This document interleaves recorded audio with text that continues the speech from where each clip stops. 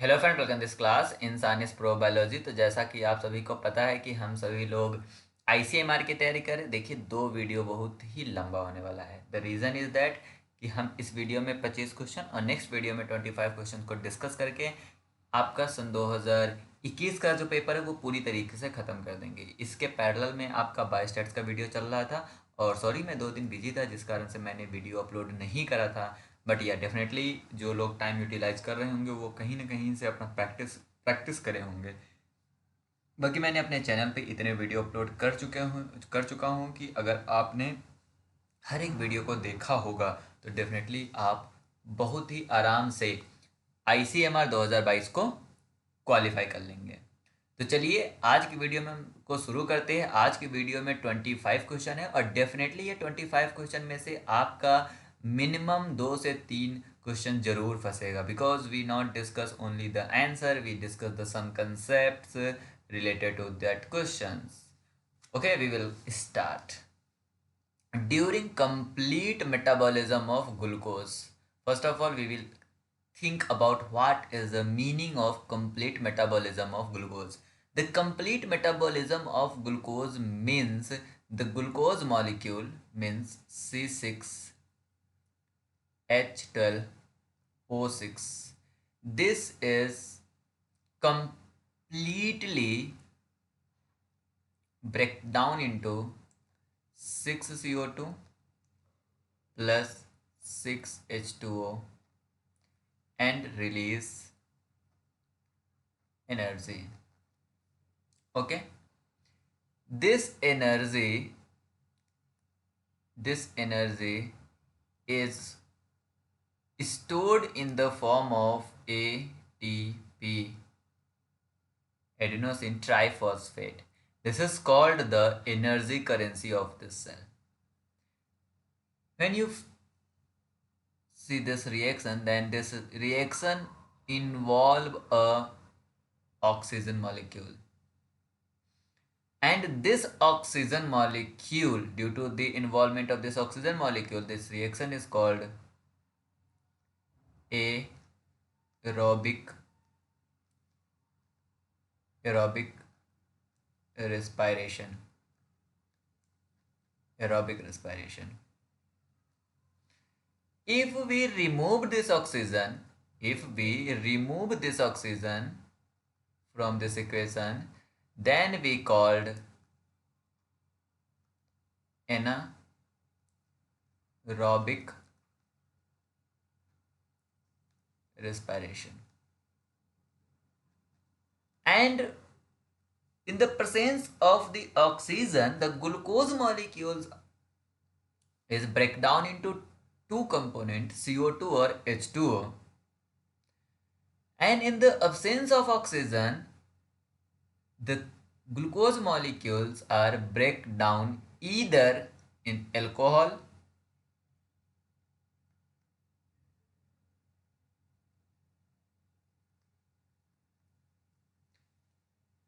या lactic acid. In alcohol, मतलब in the case of bacteria, anaerobic respiration occurs and produce alcohol. But in case of our body, during the muscle, when we do the heavy exercise, then muscle pain is there, and this muscle pain due to the lactic acid accumulation, and lactic acid formation is due to the anaerobic respiration, because when we do the heavy exercise, then the oxygen demand is increased, and the oxygen demand is not fulfilled by your lung capacity. That is the reason in the muscle system, in the muscle, there is an anaerobic respiration occurs and the lactic acid is produced. This lactic acid is goes inside the liver, and there they convert into the pyruvate and then the glucose, and then the cycle is occurs. This cycle is called a Cori cycle. In the case of mitochondria, there is no in the case of RBC there is no mitochondria, so that in the case of RBC the lactic acid is formed. यहाँ पे क्या बात हमने कहा कि mitochondria के case में lactic acid का फॉर्मेशन होता है क्योंकि वहां पे एनारोबिक रेस्पिरेशन होता है, क्योंकि वहां पे माइटोकॉन्ड्रिया नहीं होता है। मतलब कंप्लीट मेटाबॉलिज्म ऑफ ग्लूकोज में कहीं ना कहीं माइटोकॉन्ड्रिया का भी योगदान है, क्योंकि माइटोकॉन्ड्रिया में एक सिस्टम चलता है, उसे हम बोलते हैं ETS, इलेक्ट्रॉन ट्रांसपोर्ट सिस्टम। और इलेक्ट्रॉन ट्रांसपोर्ट सिस्टम जो है, ये जो इलेक्ट्रॉन ट्रांसपोर्ट सिस्टम चल रहा है, ये चलता ही इसलिए है क्योंकि यहाँ पे कुछ एनर्जी इक्विवेलेंट या एनर्जी इक्विवेलेंट मॉलिक्यूल जाते हैं और वो ETS में पार्टिसिपेट करके आपका मतलब after the completion of the ETS they produce the ATP। तो जो ETS में जाते हैं energy equivalent, that is called NADH और FADH2। तो अब समझना यह है कि माइटोकॉन्ड्रिया में ETS होता है, बट ग्लूकोज मॉलिक्यूल सबसे पहले जिस प्रोसेस में इंटर करता है उसे हम ग्लाइकोलाइसिस कहते हैं। In case of the glycolysis, 4 ATP production होता है और इस 4 ATP से 2 ATP यूज हो जाता है। और जब 2 ATP यूज होता है तो जो आपके पास नेट प्रॉफिट होता है वो होता है आपके पास 2 ATP का। और इस 2 ATP के साथ आपका 2 NADH होता है। अब यहां पे आपको समझना है कि एक NADH जो है वह एक NADH 3 मॉलिक्यूल ऑफ ATP बनाता है और 1 FADH2 जो है वो आपका 2 ATP बनाता है। ये दोनों बनाता कैसे? ETS में जाके। तो अगर 2 NADH बना means 2 into 3 ATP means 6 ATP। ठीक है। ग्लाइकोलिसिस में जो आपका ग्लूकोज है वह एक ग्लूकोज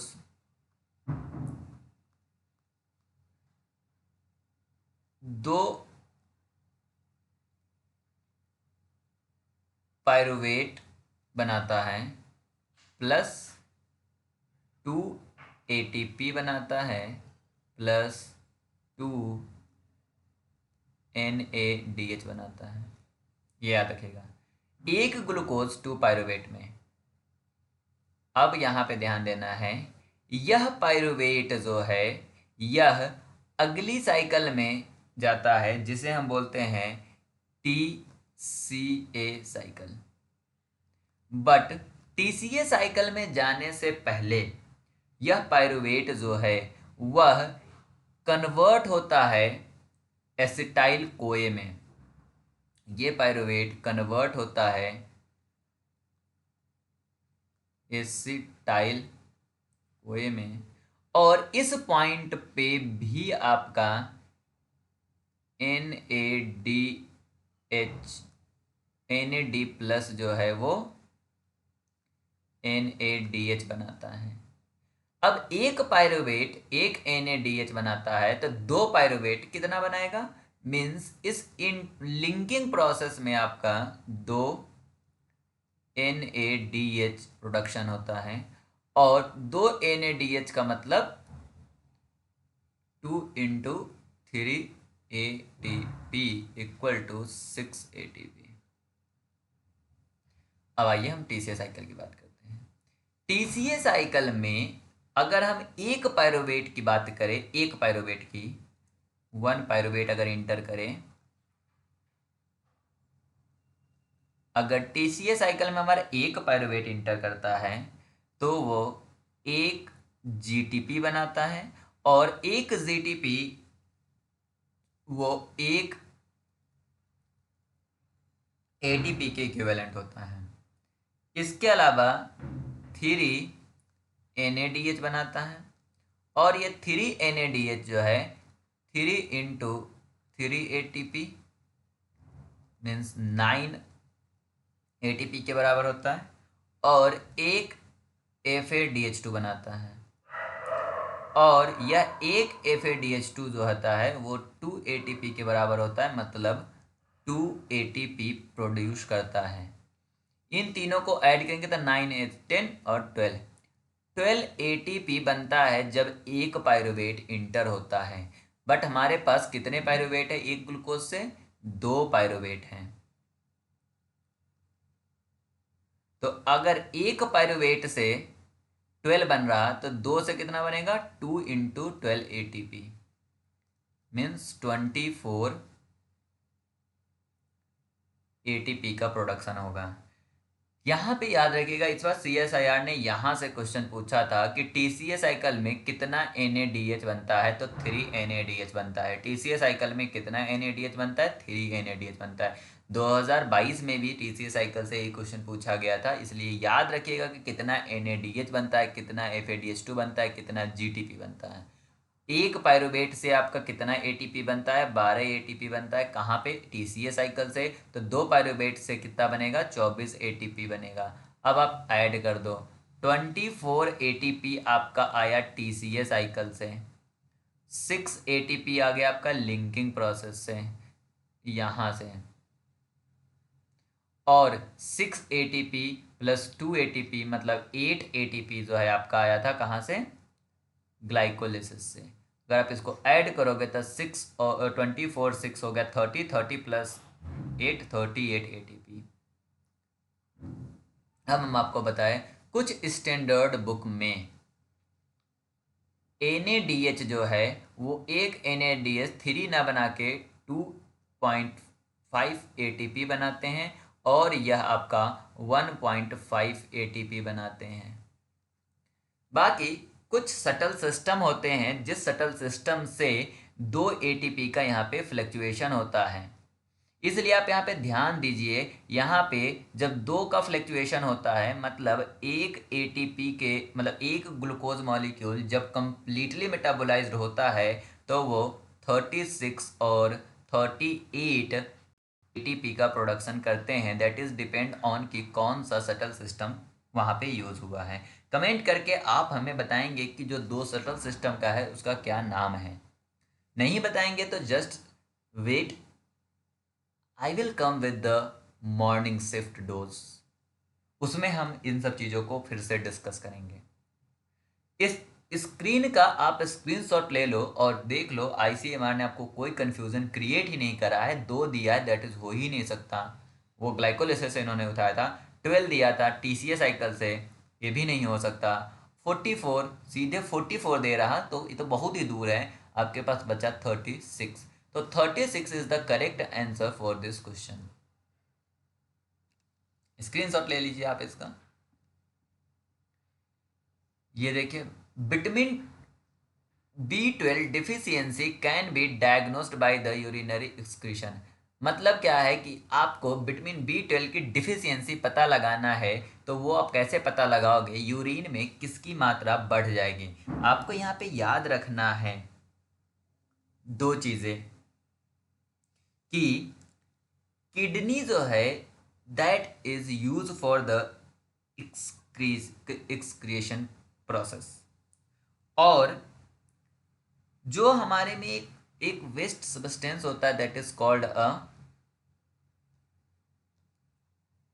क्रिएटिनिन, क्रिएटिनाइन।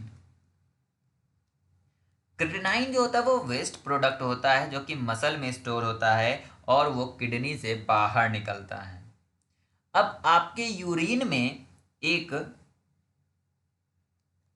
रेशियो है that is called methyl malonate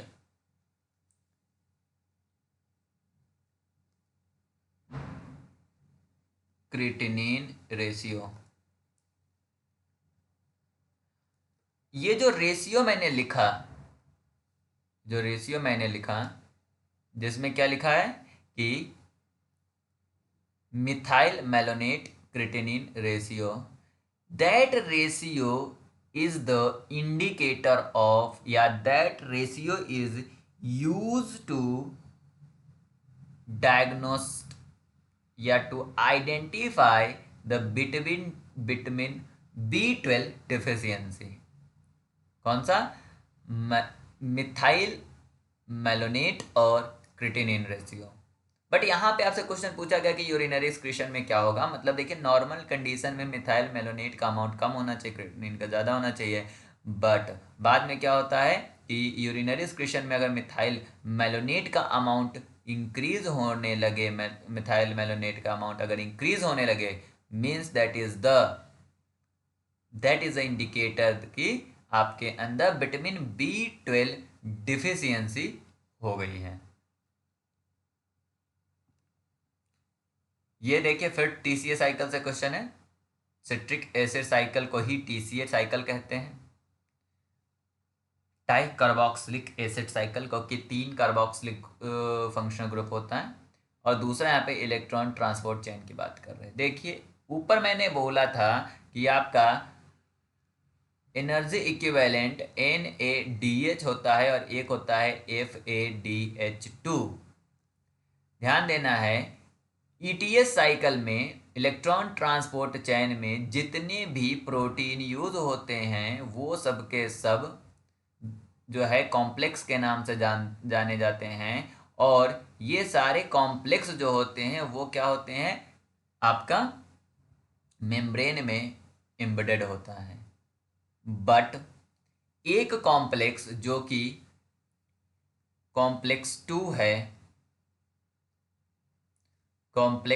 है, यह आपका कहाँ पे होता है? कॉम्प्लेक्स 2 जो है वो आपका इनर माइटोकॉन्ड्रियल मेम्ब्रेन में होता है। इनर माइटोकॉन्ड्रियल मेम्ब्रेन में होता है आपका कौन सा? Complex 2। And this complex 2 is called succinate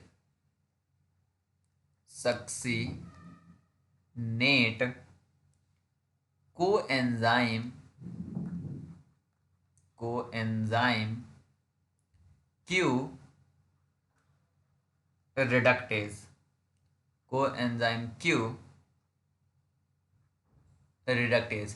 and this succinate coenzyme reductase को ही हम,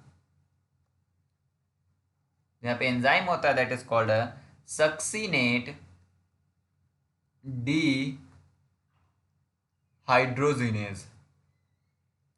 and this succinate dehydrogenase convert succinate into fumarate।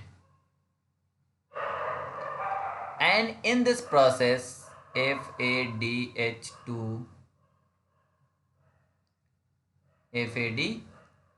Plus 2H minus में कन्वर्ट होता है। एंड दिस प्रोसेस सक्सीनेट से fumarate is also occur in the TCA cycle, means succinate dehydrogenase enzyme are participate in citric acid cycle and electron transport chain both। The C is the correct answer for this question। चलिए हम लोग अगला question पे चलते हैं। Next question is काफ़ी easy question है, अगर आप ध्यान से देखें। यहाँ पे इन्होंने पूछा है bilirubin is in the serum can be measured by. अगर हम बिलिरुबिन की बात करेंगे तो बिलिरुबिन को हम कैसे पता लगाते हैं, ये यहाँ पे पूछा गया है। अब यहाँ पे आपको ध्यान देना है कि जो मे बी इस बार पूछ लिया जाए या किसी अदर एग्जाम में पूछ लिया जाए, बिलिरुबिन आपके 2 कंडीशन में हो सकते हैं। पहला कंडीशन है बिलिरुबिन अगर सीरम में हो तब, पहला कंडीशन है बिलिरुबिन आपका सीरम में हो, और दूसरा कंडीशन है बिलिरुबिन आपका किस में हो, यूरिन में हो। अगर आपका बिलिरुबिन जो है वह सीरम में है तो इसको डिटेक्ट करने के लिए वॉन डर BERGH बर्ज, वॉन्डर बर्ज ये रिएक्शन यूज करते हैं। और अगर यह बिलिरुबिन को डिटेक्ट करना है कहाँ, हमारा यूरिन में, तो इसके लिए हम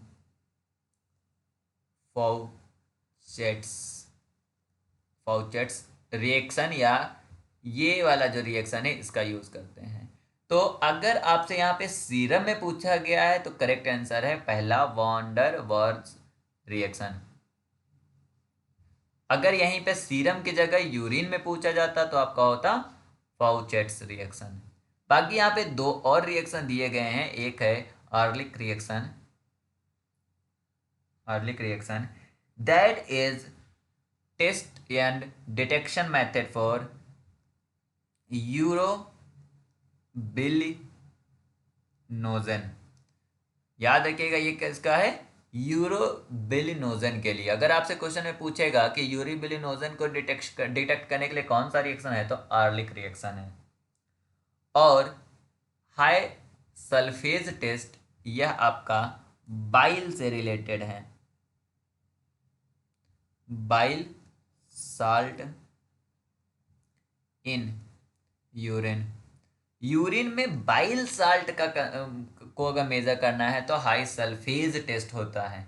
याद रखिएगा कुछ भी टेस्ट पूछा जा सकता है, इसलिए मैं आपको हर एक टेस्ट देता हूं कि वॉन्डर बर्ज रिएक्शन किसके लिए है, बिलिरुबिन इन सीरम। आर्लिक टेस्ट किसके लिए है, यूरोबिलिनोजन। हाई सल्फेज टेस्ट किसके लिए है, बाइल साल्ट इन यूरिन। और फाउचेट्स रिएक्शन किसके लिए है, बिलिरुबिन इन यूरिन। ओके, यहां पे क्वेश्चन पूछा गया है कि Benedict test is not given. तो पहली बात हम बात करें कि बेनेडिक्ट टेस्ट होता क्या है। बेनेडिक्ट टेस्ट जो है यह रिड्यूसिंग शुगर का पता लगाने के लिए है। किसका है, रिड्यूसिंग शुगर का। और रिड्यूसिंग शुगर्स वे शुगर या वे मॉलिक्यूल होते हैं जिनका फर्स्ट कार्बन पे जो है, पहला कार्बन पे OH ग्रुप या COO ग्रुप फ्री हो फॉर द रिएक्शन। क्या हमने कहा कि पहले कार्बन पे आपका कोई फंक्शनल ग्रुप OH या डबल बॉन्ड O होना चाहिए, वो भी फ्री। अगर हम मोनोसैकेराइड की बात करेंगे तो मोनोसैकेराइड बेनेडिक्ट टेस्ट पॉजिटिव देते हैं। मोनोसैकेराइड बेनेडिक्ट टेस्ट पॉजिटिव देते हैं, मतलब ग्लूकोज जो है वो आपका बेनेडिक्ट टेस्ट पॉजिटिव देगा। पर यहीं पे अगर हम लैक्टोज की बात करें तो लैक्टोज जो होता है इसका जो रिएक्शन है वो होता है β14, मतलब लैक्टोज का जो मॉलिक्यूल होता है उसमें जो वो बॉन्ड है वो होता है β14 ग्लाइकोसिडिक। देखिए आप बॉन्ड का अगर आपको नाम याद है तो आप ये बता सकते हो कि वो रिड्यूसिंग है या नहीं, वो भी हम आपको बताते हैं कैसे। β14 ग्लाइकोसाइडिक लिंकेज। अगर हम माल्टोज की बात करें तो माल्टोज जो होता है वो होता है α14 ग्लाइकोसिडिक लिंकेज। बट अगर हम सुक्रोज की बात करें तो सुक्रोज का होता है हमारा α1 2 beta glycosidic.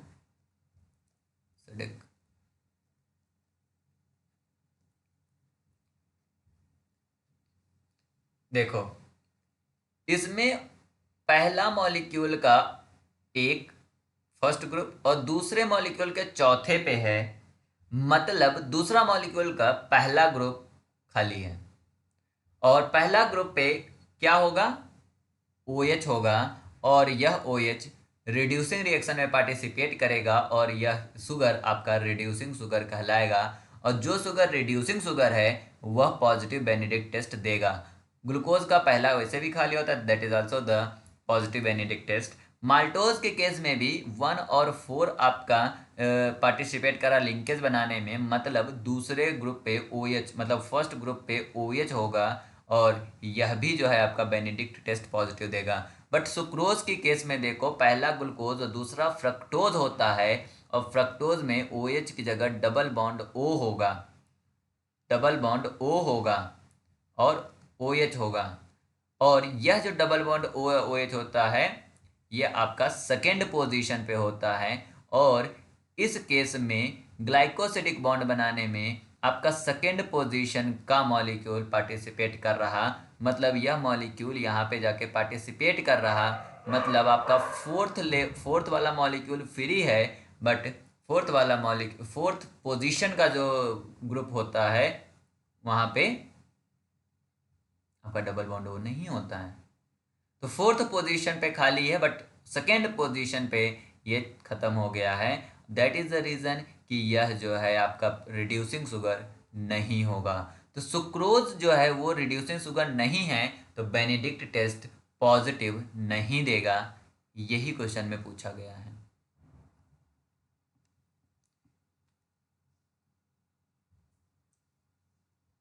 Next question is Bordeaux mixture, जो भी हो, बॉर्डेयुक्स मिक्सचर क्या होता है?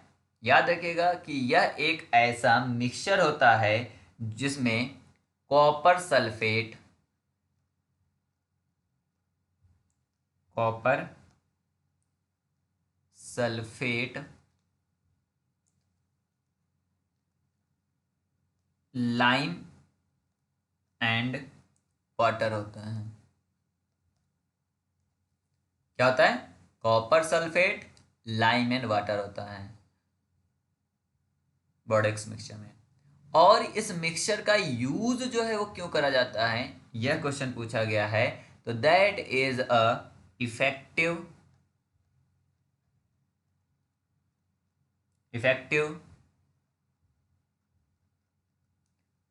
Fungicides and बैक्टीरिसाइड्स।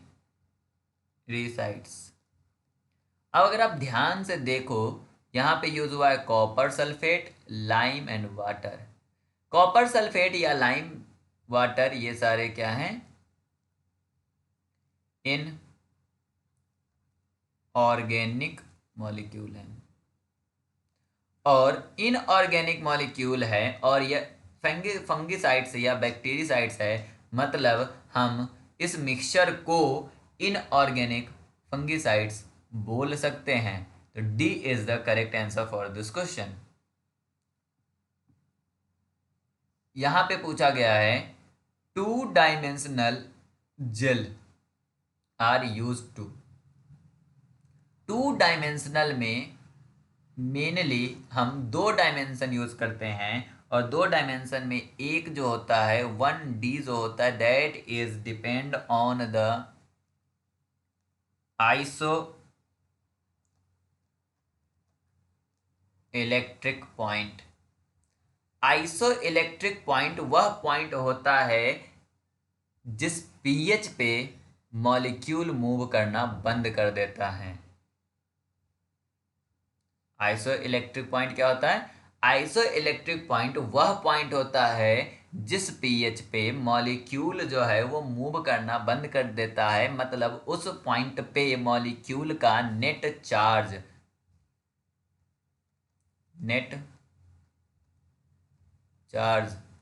0 होना चाहिए।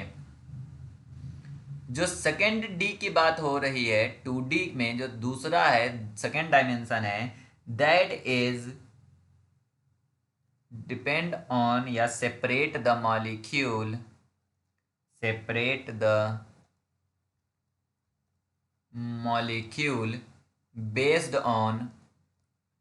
based on mass by using by using SDS page. जैसे ही SDS पेज आ गया और आइसो इलेक्ट्रिक पॉइंट की बात हो रही है, तो मे भी तुमने आइसो इलेक्ट्रिक पॉइंट कभी भी डीएनए आरएनए में नहीं पढ़ा होगा। आइसो इलेक्ट्रिक पॉइंट की जब भी कोई बात करता है तो definitely they will talk about the protein. तो 2D जेल इलेक्ट्रोफोरेसिस जो है वह यूज ही होता है डीएनए के फ्रेगमेंट को सेपरेट करने के लिए, वो भी 2 डायमेंशन में। एक डायमेंशन आइसो इलेक्ट्रिक पॉइंट पे होता है डिपेंड, दूसरा डायमेंशन आपका किस पे होता है, मॉलिक्यूलर मास पे, जिसमें हम SDS पेज यूज करते हैं। एक क्वेश्चन आपके लिए है, आप कमेंट कर सकते हो कि SDS पेज में सोडियम डोडासल सल्फेट जो है वह क्यों यूज करते हैं। That is a question for you. हम लोग आगे चलते हैं। नेक्स्ट क्वेश्चन है, health adjusted life expectancy refers to. तो अगर हम हेल्थ एडजस्टेड लाइफ एक्सपेक्टेंसी की बात करें, मतलब यहाँ पे एक चीज आपको समझने की जरूरत है कि हमेशा गवर्नमेंट जो होती है, जो कोई भी जो पॉलिसी बनाती है, हेल्थ से रिलेटेड पॉलिसी बनाए या किसी से भी रिलेटेड पॉलिसी बनाए, तो उस पॉलिसी में हम क्या देखते हैं, करेंट रेट का इलनेस और मोर्टालिटी देखते हैं। और करेंट रेट के इलनेस और मोर्टालिटी के हिसाब से हम ये एक कैलकुलेशन करते हैं कि न्यू बॉर्न बेबी जो है कितना दिन वो इस इलनेस और मोर्टालिटी के हिसाब से कितने दिन वो हेल्दी रहेगा। कौन? New born baby. मतलब न्यू बॉर्न बेबी कितना दिन हेल्दी रहेगा, इसको पता लगाते हैं, उसकी प्रोबेबिलिटी का पता लगाते हैं। कैसे? करेंट स्टेटस पे। करेंट स्टेटस किस चीज का? हेल्थ का और मोर्टालिटी का। तो इसका जब पता लगाते हैं तो इसमें जो आपका जो टर्म है, उस एक टर्म को हम बोलते हैं हेल्थ एडजस्टेड लाइफ एक्सपेक्टेंसी। तो पहला अगर आप ऑप्शन पर हो गए तो क्या है, the equivalent number of the year in the full health that a new born can expect to live based on the current rate of ill health और मोर्टालिटी। मतलब इल हेल्थ और मोर्टालिटी के बेस पे हमें पता लगाना कि equivalent number of the year in the full health that a new born can expect to live, कि न्यू बॉर्न बेबी कब तक जिंदा रहेगा, फुलफिल होगा। कैसे? इल हेल्थ और मोर्टालिटी के हिसाब से। मतलब न्यू बॉर्न बेबी का हम प्रोबेबिलिटी पता लगाते कब तक वो जिंदा रहेगा, कब तक उसकी वो हेल्दी रहेगा, किस दिन तक हेल्दी रहेगा, उस नंबर को हम बोलते हैं health adjusted life expectancy. First is the correct answer. यहां पे इन्होंने पूछा है, the weight of the baby become 5 time the birth weight by the age. ये डेफिनेटली मेमोराइज क्वेश्चन है, या हो सकता है कि मैं जूलॉजी का, इसलिए मुझे इसका कोई लॉजिक नहीं पता है, इसको आप याद ही कर सकते हो। इसका आंसर है कि जब बेबी 3 ईयर का हो जाता है तो उसका बॉडी वेट जो है वो 5 टाइम हो जाता है जितना उसकी बॉडी वेट बर्थ के समय होती है। बर्थ के समय जितना बॉडी वेट होता है उसका 5 टाइम बॉडी वेट हो जाता है जब बेबी कितने साल का होता है, 3 साल का होता है। This is the another question कि which of the following laboratory values should a nurse expect to be elevated in the child who is a pancreatitis। देखो पेनक्रियाज की अगर हम बात करते ही हैं तो पेनक्रियाज जो होता है वह 2 तरह के फंक्शन को परफॉर्म करता है, इंडोक्राइन और एक्सोक्राइन। एक्सोक्राइन जो है वह आपका, मतलब इंडोक्राइन की अगर बात करते हैं तो उसमें वो हार्मोन्स रिलीज करते हैं जिसमें इंसुलिन और ग्लूकागॉन्स होते हैं और पेनक्रियाज पेप्टाइड्स भी होते हैं, पीपी जिसको बोलते हैं। लेकिन अगर हम पेनक्रियाज की एक्सोक्राइन ग्लैंड की बातें करें तो वो हमारा कुछ एंजाइम्स निकालता है, जिस एंजाइम में एक एंजाइम का नाम है अमाइलेज। तो अगर आपको पेनक्रेटाइटिस हुआ होगा तो सीरम अमाइलेज जो है वो एलिवेटेड होगा।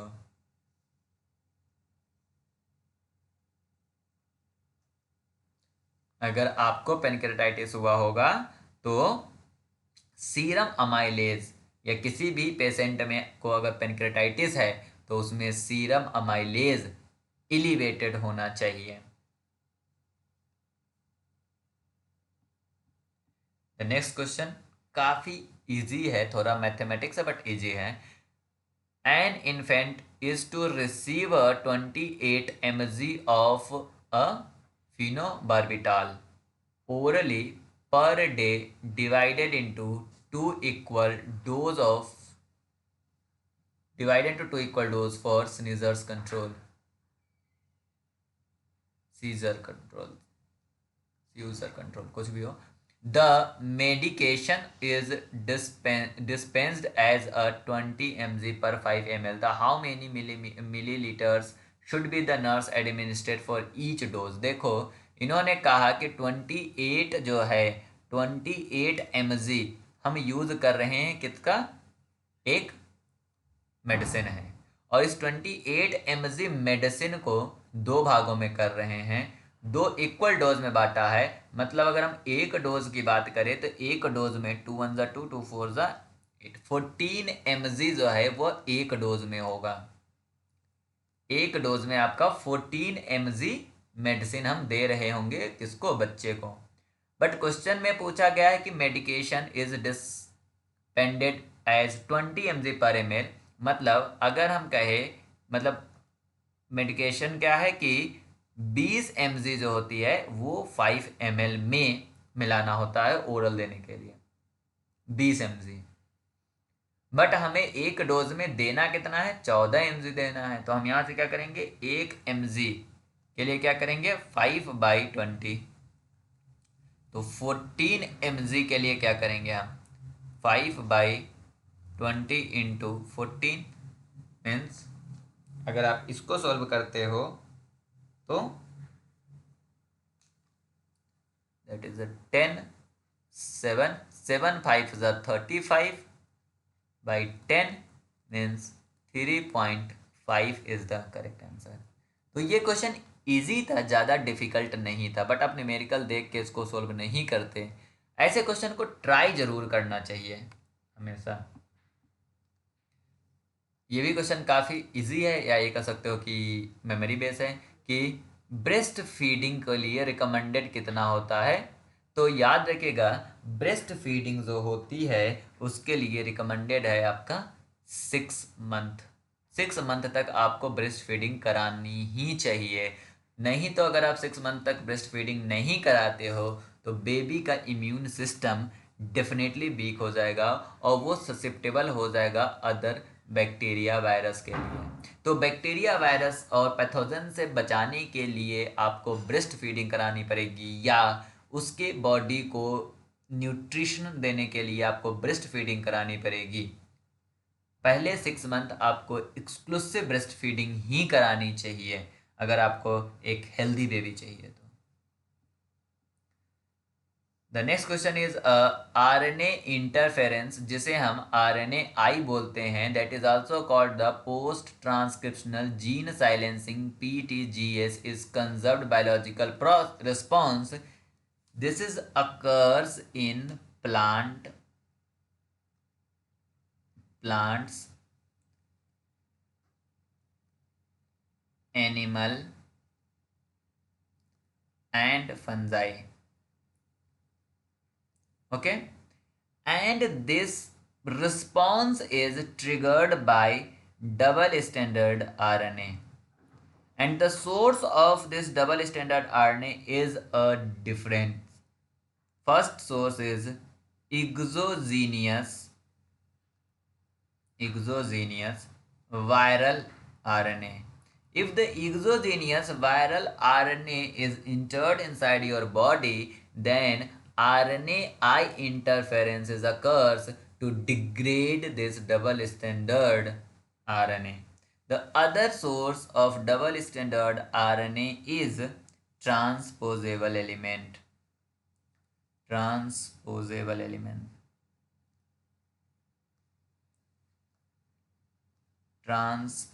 element, and other is a endogenous In the some endogenous RNA just form the secondary structure, and this secondary structures trigger the RNA interference response. The secondary structures trigger the RNA interference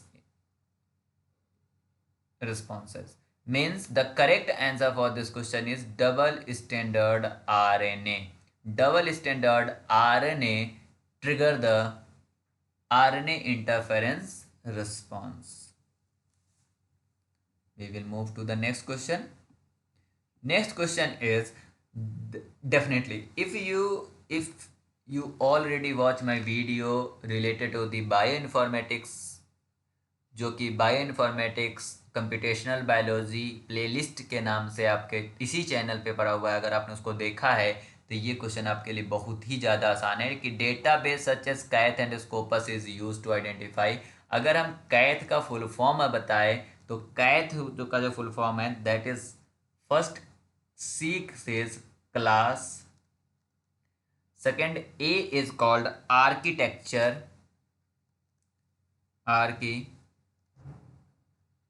texture,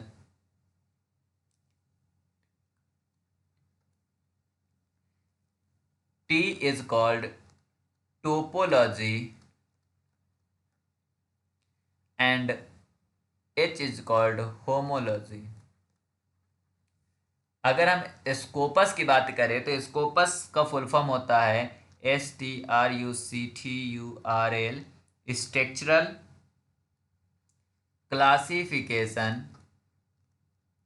structural classification of protein. अगर हम दोनों term को ध्यान से देखें तो दोनों term कहीं ना कहीं आपको प्रोटीन के स्ट्रक्चरल फैमिली के बारे में, स्ट्रक्चर्स के बारे में बता रहा है। और अगर स्ट्रक्चर के बारे में बता रहा है तो हम उसका यूज़ भी इसीलिए करते हैं कि प्रोटीन किस स्ट्रक्चरल फैमिली से बिलोंग करती है, इसका पता लगाने के लिए कैथ या स्कोपस यूज़ किया जाता है। द कैथ एंड स्कोपस डेटाबेस जो है ये यूज़ किया जाता है टू फाइंड आउट या identify the structural families to which a protein belongs. तो स्ट्रक्चर फैमिली का पता लगाने के लिए हम कैथ या स्कोपस डेटाबेस यूज़ करते हैं। ये क्वेश्चन काफ़ी इजी क्वेश्चन है, बस थोड़ा आपको कंफ्यूज करने के लिए। यहाँ पे पूछा था two sequence are said to be homologous. Homologous में आपको ज़्यादा दिमाग लगाने की ज़रूरत ही नहीं है। होमोलॉगस ऑर्गन वे ऑर्गन होते हैं जिनका एंसेस्टर सेम था, जिसका जो है इनहेरिट हुए हैं कॉमन एंसेस्टर से, बाद में जाके उन्होंने फंक्शन अपना अलग अलग कर लिया है। ऐसे ऑर्गन को हम होमोलॉगस ऑर्गन कहते हैं। और एनालॉगस ऑर्गन वे ऑर्गन होते हैं जो कि फंक्शन सेम करते हैं बट उनके एंसेस्टर डिफरेंट डिफरेंट थे। तो जब भी आपका होमोलॉगस की बात करा जाएगा इसका मतलब है कि वो किसी पॉइंट पे, फॉर एग्जांपल यहाँ पे कोई कैरेक्टर था और इस कैरेक्टर से मतलब एक यहाँ पे चला गया, that is a A and that is a B, so this is called the homologous if they share this common ancestor. और इस प्रोसेस को जिससे ये ए और बी बने इस पर्टिकुलर पॉइंट से, इसे हम बोलते हैं डाइवर्जेशन, या डाइवर्ज्ड,